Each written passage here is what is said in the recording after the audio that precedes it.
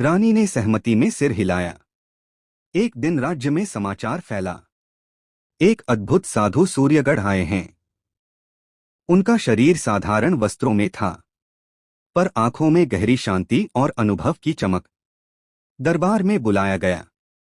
साधु ने सीधे राजकुमारी की ओर देखा और बोले, राजकुमारी बनने से पहले उसे शासक बनने की परीक्षा देनी होगी।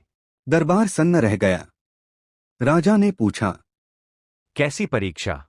साधु बोले, 3 कठिन प्रश्न जो तलवार से नहीं, बुद्धि से जीते जाते हैं।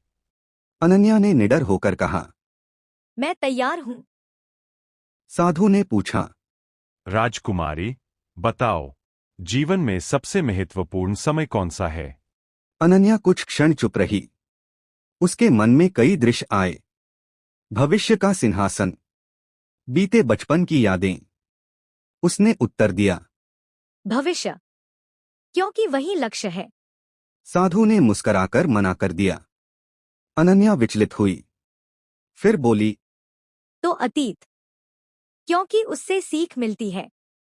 साधु ने फिर सिर हिलाया। अब अनन्या की आंखें बंद हो गईं। उसे याद आया, एक बार उसने एक गरीब बालक की मदद टाल दी थी और वह अवसर फिर कभी नहीं आया। बहुत समय पहले पहाड़ों और नदियों से घिरा हुआ एक सुंदर राज्य था, सूर्यगढ़।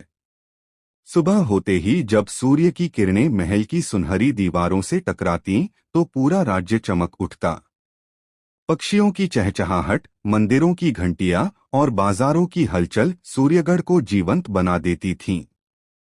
इस राज्य के राजा थे महाराज विक्रमदेव, न्यायप्रिय, शांत और दूरदर्शी। रानी मालविका देवी, करुणा और ममता की प्रतिमूर्ति। लेकिन सूर्यगढ़ की सबसे बड़ी आशा थी उनकी पुत्री, राजकुमारी अनन्या।